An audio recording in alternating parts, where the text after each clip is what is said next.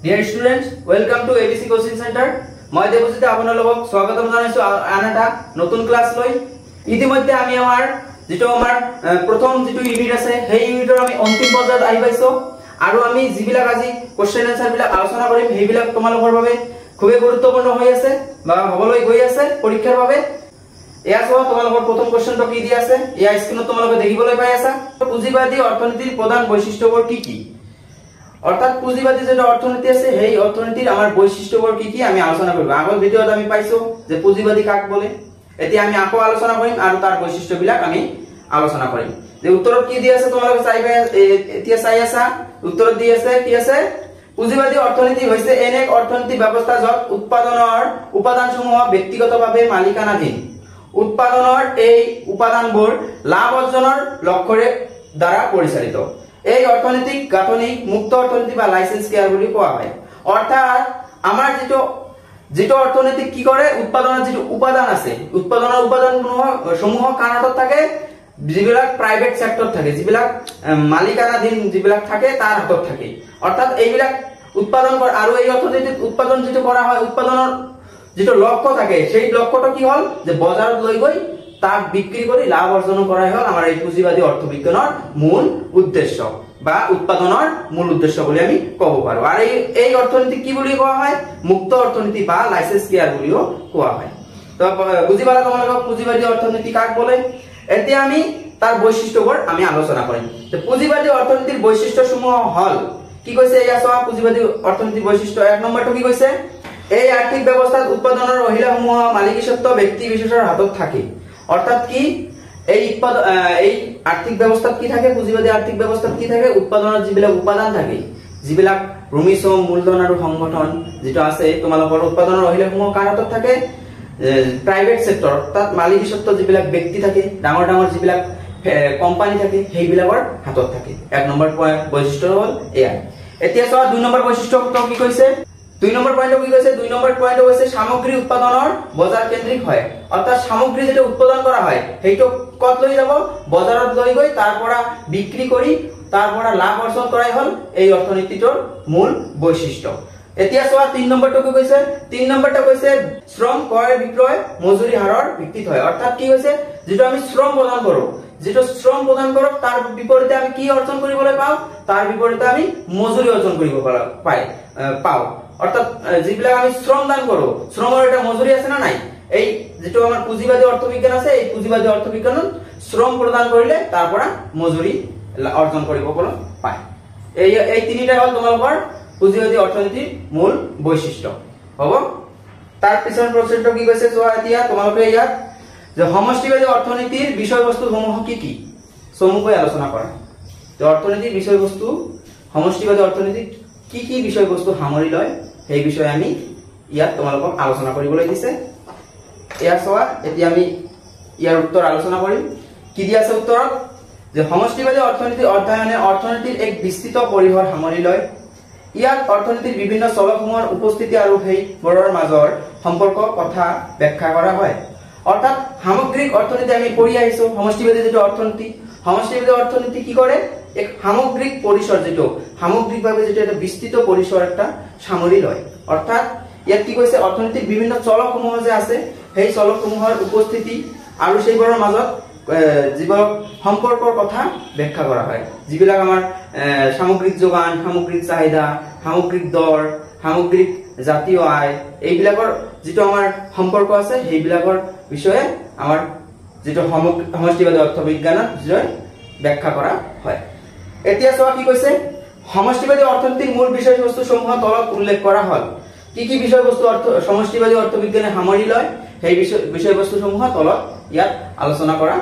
হল। ইয়াত চোৱা এক নম্বৰত কি কৈছে, ৰাষ্ট্ৰীয় আয় আৰু নিয়োগ, নেশ্যনেল ইনকাম এণ্ড এমপ্লয়মেণ্ট। কি কৈছে চোৱা, সমষ্টিবাদী অৰ্থবিজ্ঞানত দেশৰ জাতীয় আয় নিৰ্ধাৰণকাৰী উপাদানসমূহ বিতং ব্যাখ্যা আগবঢ়াৰ লগতে ৰাষ্ট্ৰীয় উৎপাদন হ্ৰাস বৃদ্ধি সম্বন্ধে বিস্তৃত অধ্যয়ন কৰা হয়। অৰ্থাৎ কি কৈছে, সমষ্টিবাদী অৰ্থবিজ্ঞান যেটো আছে দেশৰ যেটো জাতীয় আয় নিৰ্ধাৰণকাৰী যেটো উপাদান আছে, যিবিলাক সামগ্ৰিক চাহিদা, সামগ্ৰিক যোগান, বজাৰ দৰ যেটো সামগ্ৰিক বজাৰ দৰ সেইবিলাক কি কৰা হয় সেইবিলাকৰ বিষয়ে বিতংভাৱে ব্যাখ্যা বা আলোচনা আগবঢ়োৱা হয় লগতে কি কৰা হয় লগতে ৰাষ্ট্ৰীয় যেটো উৎপাদন আছে হ্ৰাস বা বৃদ্ধিৰ সম্বন্ধে বিস্তৃত আলোচনা করা হয় রাষ্ট্রীয় যেটা উৎপাদন আছে হ্রাস হল না বৃদ্ধি হল সেই সম্পর্কে বিতংভাবে আলোচনা করা হয় আমার এই সমষ্টিবাদী অর্থবিজ্ঞান এক নম্বর পয়েন্ট হল দুই নম্বরটা কি কইছে তোমালোকে সোয়া দুই নম্বরটা কইছে মূল্য তত্ত্ব অর্থাৎ থিওরি অফ ভ্যালু হ্যাঁ কি কইছে দেশের সাধারণ দর কি ধরে পরিবর্তন হয় আর পরিবর্তনের ফলত অর্থনীতি কেনে ধরে প্রভাব পড়ে সেই অধ্যয়ন সমষ্টিবাদী অর্থনীতির বিষয়বস্তু অর্থাৎ কি কইছে যে কইছে যে ইয়া কি কইছে দেশের যেটো দর সূচি আছে কি ধরে পরিবর্তন হয় যেটা আমার ইনফ্লেশন ডিফ্লেশন আছে যেটা আমার মুদ্রাস্ফীতি মুদ্রা সংকোচন আছে যেটো এটা ভারসাম্য ব্যবস্থা আছে কি ধরে আমার এই দর সূচিটা পরিবর্তন হয় সেই সম্বন্ধে আলোচনা করে আর কি করে আর সেই দর সূচি পরিবর্তনের ফলত আমার অর্থনীতির কেনে ধরে প্রভাব পড়ে সেইটো কার অন্তর্ভুক্ত হয় আলোচনা করা তো কার অন্তর্ভুক্ত হয় আমার সমষ্টিবাদী অর্থনীতির অন্তর্ভুক্ত হয় এতিয়া চোৱা তোমালোকৰ 3 নম্বৰটো কি কৈছে 3 নম্বৰটো কৈছে অৰ্থনৈতিক বিকাশ সাধন ইকোনমিক গ্ৰোথ হ্যাঁ কি কৈছে অৰ্থনৈতিক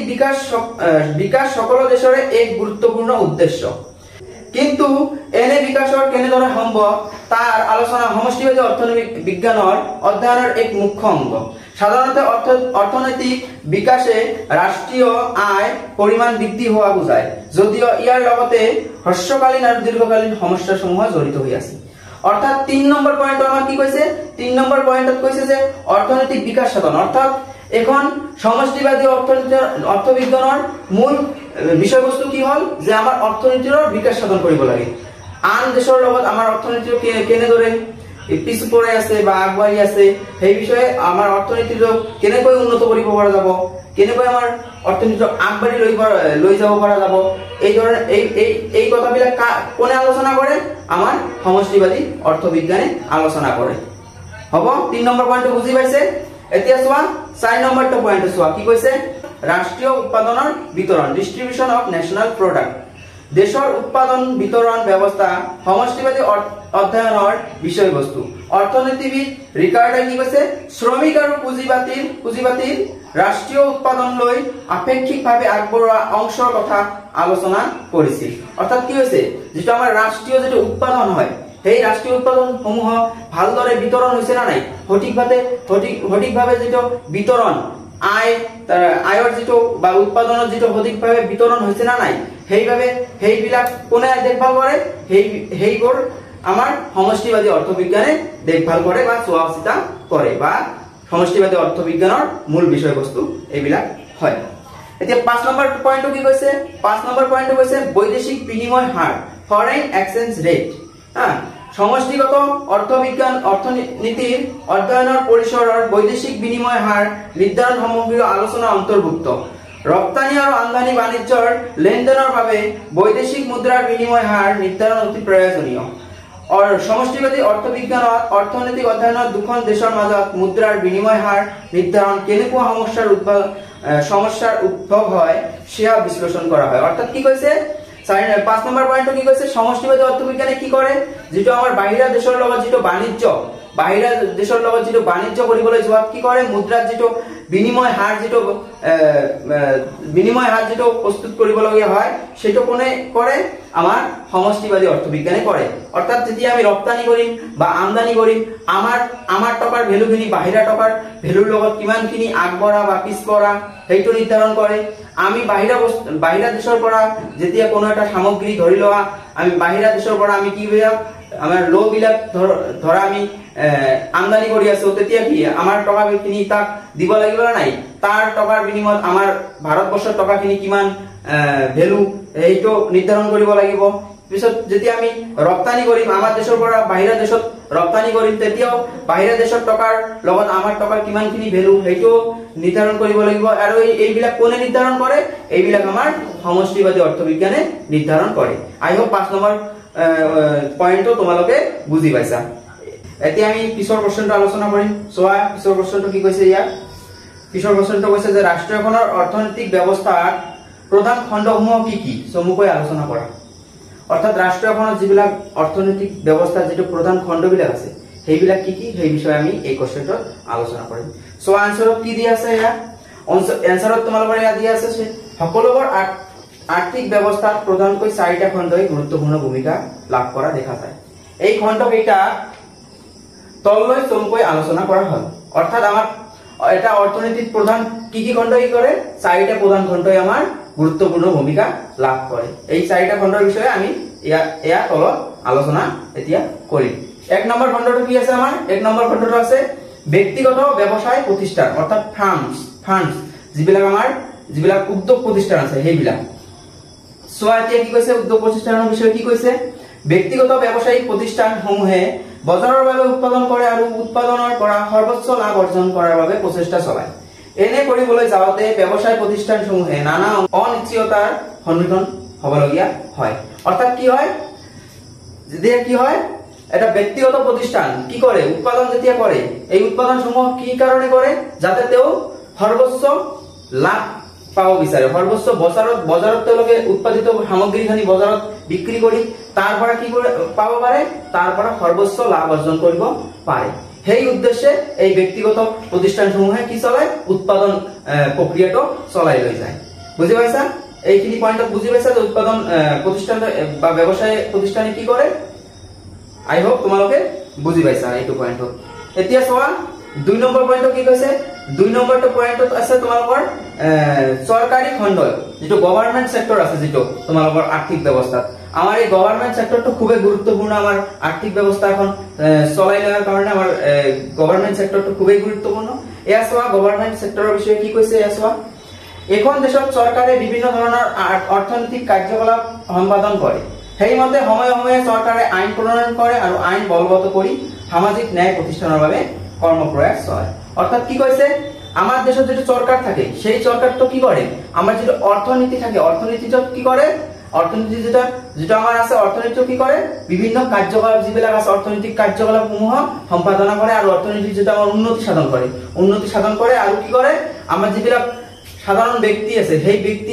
ব্যক্তিসকলৰ বাবে কি কৰে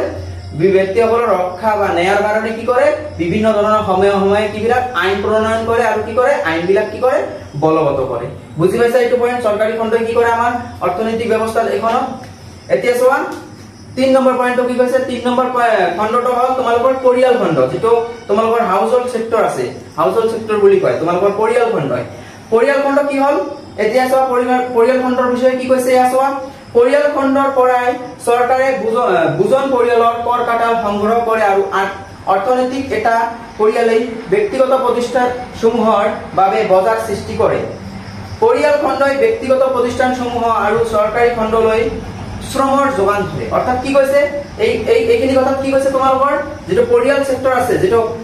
পৰিয়াল খণ্ড যেটো আছে পৰিয়াল খণ্ডই কি কৰে যেটো চৰকাৰ আছে চৰকাৰক কি কৰে যেটো কৰ আছে যেটো তোমালোকৰ ৰেন্ট আছে ৰেন্ট প্ৰদান কৰে। অৰ্থাৎ যেটো আমি ধৰি লও আমি কিবা লাগে এটা দ্ৰব্য সামগ্ৰী ক্ৰয় কৰি আছো সেই ক্ৰয় যেতিয়া কৰো তেতিয়া কি কৰে তেতিয়া সেই বস্তুৰ ক্ৰয়ৰ বিনিময়ত কি আছে তোমাৰ যেটো ট্যাক্স আছে সেইটো চৰকাৰক এটা ট্যাক্স দিব লগা হয়। অৰ্থাৎ আনদৰে যদি কব পাৰা যেটো তোমালোকৰ যেতিয়া আমি মাটিটো এটা যেতিয়া আমি মাটি এটা যেতিয়া আমাৰ উৎপাদন কৰো কোনো এটা বস্তু উৎপাদন কৰো সেইটো বছৰে কি কৰি দিব লাগে আমাৰ মাটিৰ এটা খাজনা দিব লাগে চৰকাৰক এটা কি দিব লাগে খাজনা দিব লাগে। এই খাজনাটো কৰ পৰা পায় চৰকাৰে এটা পৰিয়াল সেক্টৰৰ পৰা পায় বা পৰিয়াল খণ্ডৰ পৰাই পায়। আৰু কি কৰে পৰিয়াল খণ্ডই কি কৰে পৰিয়াল খণ্ডই ব্যক্তিগত প্ৰতিষ্ঠানসমূহ আৰু চৰকাৰী খণ্ডলৈ শ্ৰম প্ৰদান কৰে। অৰ্থাৎ কি কৰে যেটো আমাৰ চৰকাৰী খণ্ড আছে ব্যক্তিগত প্ৰতিষ্ঠানসমূহ আছে ব্যক্তিগত ফান্ডসমূহ আছে এই পৰিয়াল খণ্ডই তাত গৈ কি কৰে শ্ৰম প্ৰদান কৰি তাৰ পৰা কি লাভ কৰে মজুৰি হিচাপে তেওঁলোকে এটা টকা অৰ্জন কৰে। আই হোপ তোমালোকে 3 নম্বৰ পৰিয়াল খণ্ডটো তোমালোকে 3 নম্বৰ পইণ্টটো বুজি পাইছা।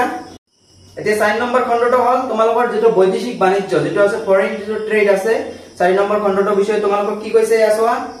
এতিয়া কি কৈছে এই 3টা খণ্ডৰ উপৰিও বৈদেশিক বাণিজ্য দেশৰ আৰ্থিক ব্যৱস্থাত এক গুৰুত্বপূৰ্ণ ভূমিকা পালন কৰে।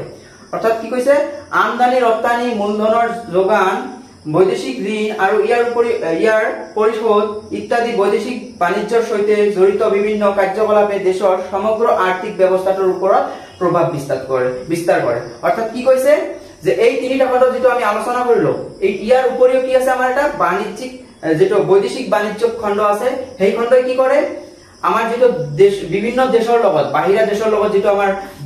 বৈদেশিক যেটো আমাৰ বাণিজ্যিক যেটো লেনদেন যেটো আমাৰ মূলধনৰ যোগান বৈদেশিক ঋণ আৰু ইয়াৰ উপৰিও কি কৰে যিবিলাক আমাৰ যেটো এটা দেশৰ লগত আৰটা দেশৰ যেটো সম্বন্ধ হেইটো আমাৰ কি কৰে বৈদেশিক বাণিজ্য খণ্ডই আমাৰ দেখভাল কৰে এইটো খণ্ডই আমাৰ কি কৰে অৰ্থনীতিৰ এই বৈদেশিক বাণিজ্য খণ্ডটো আমাৰ দেখভাল কৰে আই হোপ তোমালোকে 4 নম্বৰ পয়েন্টটো বুজি পাইছা আৰু এই 4টা পয়েন্টে হল আমাৰ কি হল এটা অৰ্থনৈতিক প্ৰধান খণ্ডসমূহ এই 4টা খণ্ডই অৰ্থনীতিত জড়িত হৈ থাকে এতিয়া আমি তাৰ পিছত যেটো কোশ্চেন আমি আলোচনা কৰিম হেইটো হল চমু টকা তোমাৰ বাবে এইটো পাৰ্টৰ বাবে ইম্পৰ্টেন্ট হয় চমু টকা বিলাকো তোমালোকে চাই যাবা খুবই গুৰুত্বপূৰ্ণ হয় আহে পৰীক্ষাত তে 1 নম্বৰটো হল চমু টকাৰ 1 নম্বৰটো হল তোমালোকে কি কৈছে মহামন্দাৱস্থা গ্ৰেট ডিপ্ৰেছন এই গ্ৰেট ডিপ্ৰেছনৰ বিষয়ে আমি ইতিমধ্যে আগৰ ভিডিঅ'ৰ আলোচনা কৰিছো আকৌ আমি ভালদৰে ইয়াত আলোচনা কৰিম তোমালোকে লিখি ল'ব পাৰা সুন্দৰভাৱে তে কি কৈছে মহামন্দাৱস্থাৰ বিষয়ে আলোচনা কৰিম ইয়াতে কি কৈছে সোৱা দেশৰ আৰ্থিক জীৱনৰ উত্থান পতন আছে অৰ্থাৎ কি কৈছে দেশৰ যেটো আৰ্থিক যেটো ব্যৱস্থা আছে এইটোৰ উত্থান পতন হৈয়ে থাকে অৰ্থাৎ যেটো অৰ্থনীতি আছে কিবা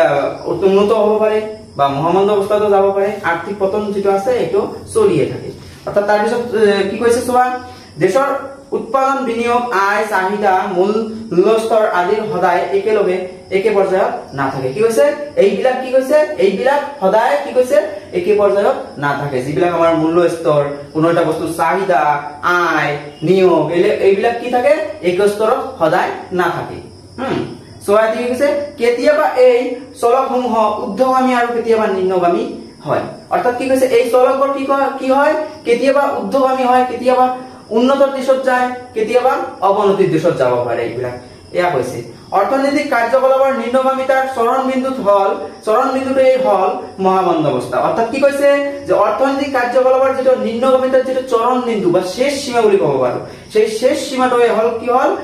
এটা অৰ্থনৈতিক ভাৱে মন্দাৱস্থা বুলি আমি ক'ব পাৰো অৰ্থাৎ কি কৈছে সোৱা আৰু এই মন্দাৱস্থাটো কত হৈছিল আমি এতিয়া আলোচনা কৰিম মন্দাৱস্থাটো কত হৈছিল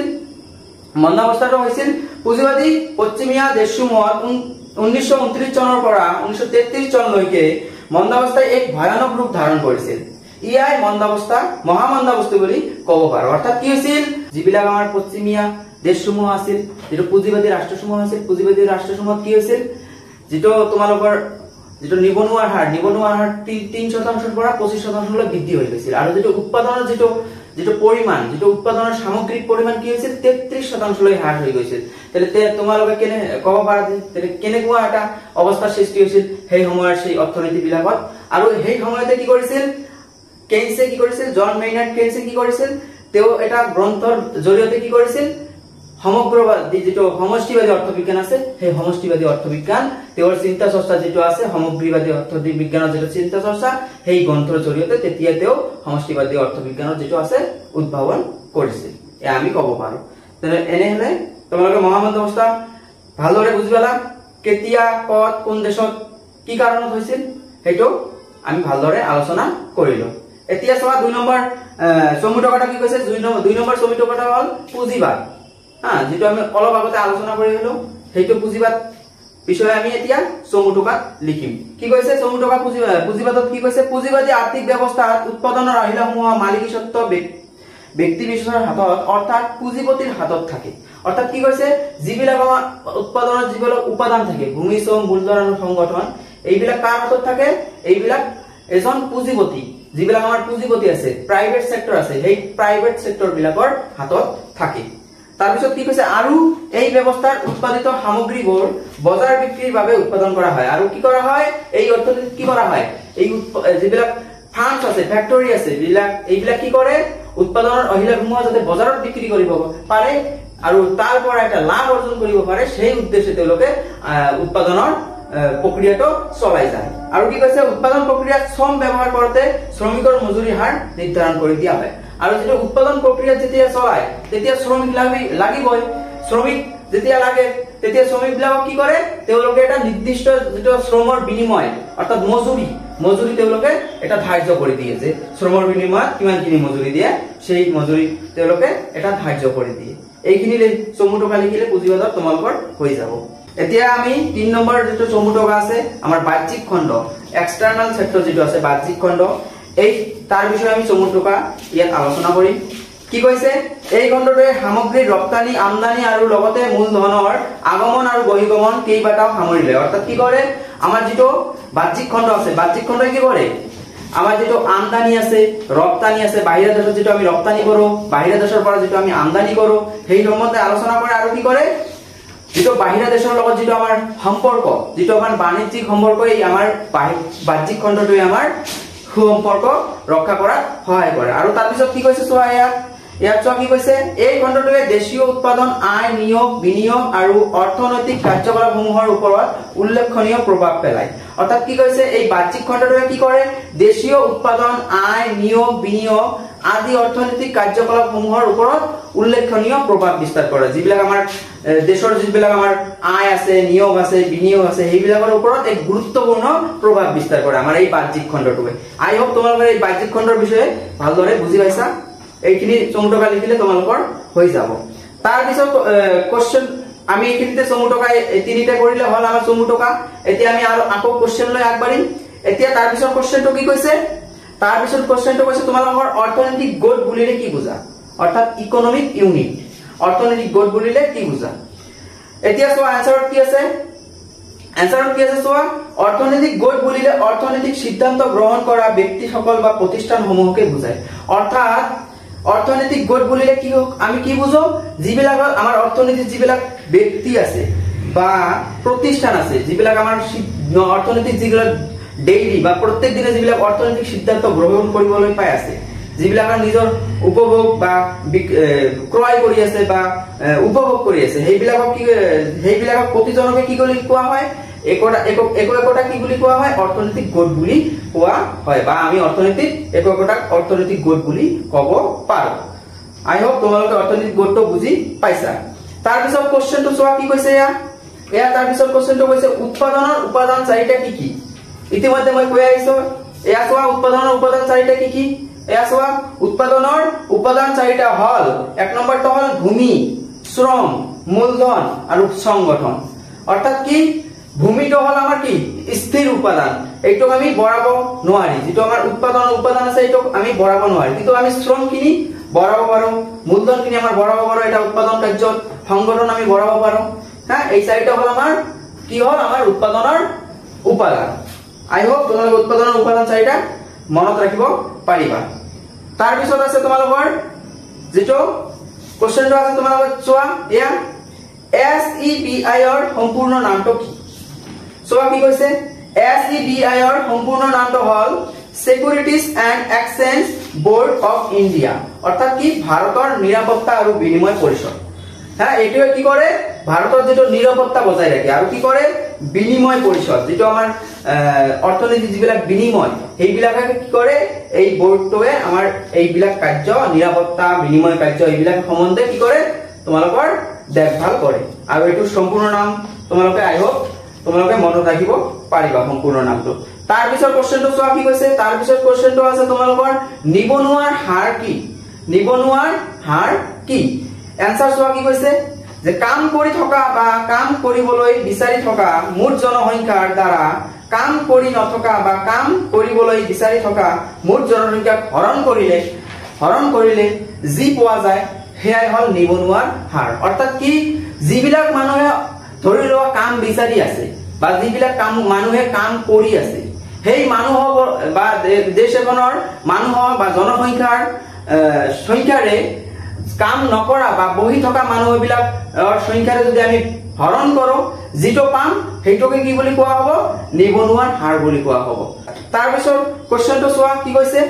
তাৰ পিছত কোশ্চেনটো হল তোমালোকৰ আমদানি বুলিলে কি বুজা কি কৈছে ইয়াত এখন দেশে বিশ্বৰ আন দেশৰ পৰা সামগ্ৰী ক্ৰয় কৰাকে আমদানি বুলি কোৱা হয় অৰ্থাৎ কি কৈছে ইয়া চোৱা যে কোনো এখন দেশে বাহিৰা দেশৰ পৰা যিবিলাক সামগ্ৰী বা যিবিলাক সামগ্ৰী ক্ৰয় কৰে নিজৰ দেশলৈ আনে ক্ৰয় কৰি সেইবিলাকক কি বুলি কোৱা হয় আমদানি বুলি কোৱা হয় ধৰি লোৱা ধৰি লোৱা পেট্ৰল যিবিলাক আছে, পেট্ৰল ধৰা আৰবৰ পৰা আমাৰ কি ভাৰতবৰ্ষে আমাৰ আৰবৰ পৰা আমাৰ ভাৰতবৰ্ষৰ পেট্ৰল খিনি আনি আছে, সেইটো আমাৰ কি হৈ যাব, পেট্ৰল খিনি আমাৰ আমদানি হৈ যাব। বুজি পাইছা? পেট্ৰল খিনি আমাৰ আহি আছে, তাৰ মানে বাহিৰা দেশৰ পৰা আমাৰ দেশত আহি আছে, সেইভাবে এইটো কি হৈ যাব, আমদানি হৈ যাব। তাৰ পিছত চোৱা, এয়া তাৰ পিছত কোশ্চেনটো কি কৈছে, ৰপ্তানি বুলিলে কি বুজা? ৰপ্তানি বুলিলে কি বুজা? কি কৈছে এনসাৰত চোৱা, দেশ এখনত উৎপাদিত সামগ্ৰী সমূহ বিশ্বৰ বিভিন্ন দেশত বিক্ৰী কৰাকে আমদানি বুলি কোৱা হয়। অৰ্থাৎ কি, আমাৰ দেশত যিবিলাক আমি সামগ্ৰী উৎপাদন কৰো, এই উৎপাদন কৰা সামগ্ৰী সমূহ যেতিয়া আমি বাহিৰা দেশত বিক্ৰী কৰিম, বাহিৰা দেশত পঠিয়াম, সেইটো কি হৈ যাব, আমাৰ দেশৰ কাৰণে সেইখিনি কি হৈ যাব, ৰপ্তানিগত সামগ্ৰী হৈ যাব। অৰ্থাৎ কি, আমি আমাৰ দেশত উৎপাদন কৰি আছো, আমি বাহিৰা দেশত সাপ্লাই কৰি আছো, সেইবিলাক উৎপাদন কৰি, সেইটো আমাৰ দেশৰ কাৰণে কি হৈ যাব, ৰপ্তানি হৈ যাব। আই হোপ ৰপ্তানিটো তোমালোকে বুজি পাইছা। ইতিমধ্যে আমি কোশ্চেনসমূহ আলোচনা কৰি আহোতে আমি ইতিমধ্যে আমাৰ এই সমষ্টিবাদী অৰ্থবিজ্ঞানৰ যেটো পৰিচয় আছে, এই পাঠৰ আমি শেষ পৰ্যায়ত আহি উপনীত হৈছো। আৰু আমাৰ আৰু এটা কোশ্চেন, আমাৰ শৰ্ট কোশ্চেন বাকি ৰৈ গৈছে, এইটো আমি আলোচনা কৰিম ইয়াত। সেই শৰ্ট কোশ্চেনটো হল ইতিমধ্যে তোমালোকে দেখি পাইছা, ইয়াত মাইক্ৰো ইকোনমিক্স আৰু মেক্ৰো ইকোনমিক্স যেটো শব্দ আছে, সেই শব্দটো কোনে কেতিয়া উদ্ভৱ কৰিছে? এয়া চোৱা এনসাৰত কি দিছে, এনসাৰত